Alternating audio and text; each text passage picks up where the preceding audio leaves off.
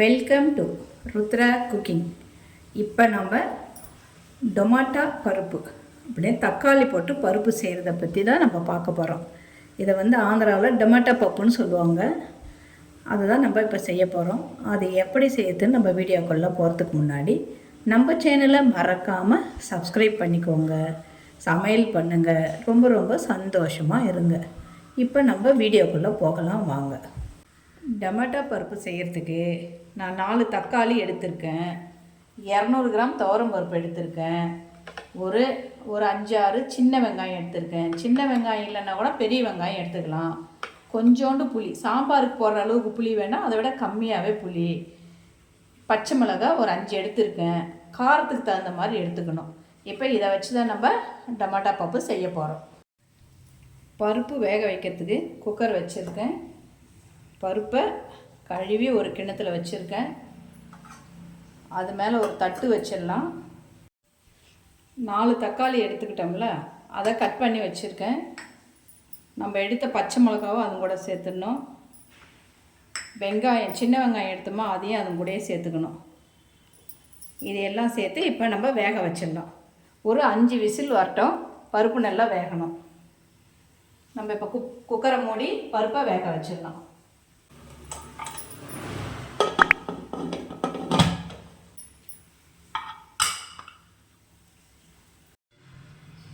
பருப்பு வெந்துட்டு இருக்கோம். நம்ம குக்கரை திறந்து பார்த்துடலாம்.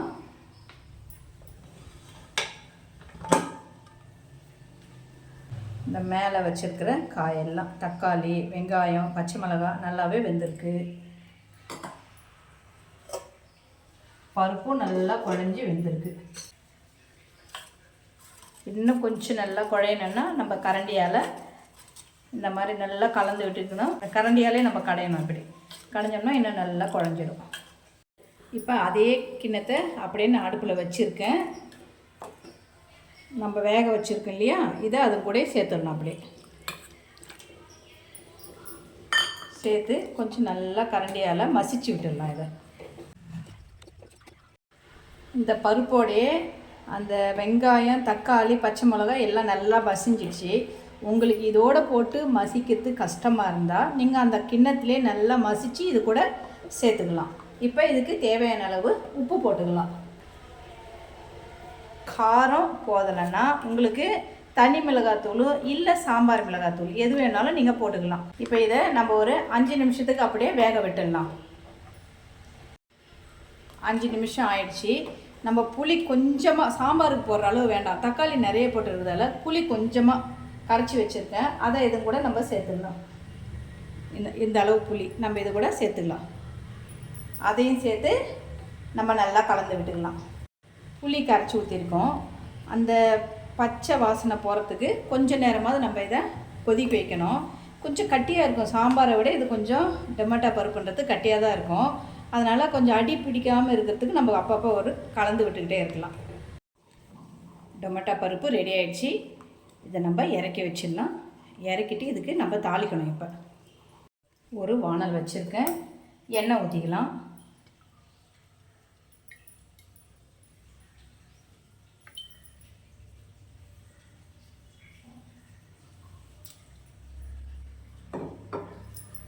கடுகு போட்டுக்கலாம்.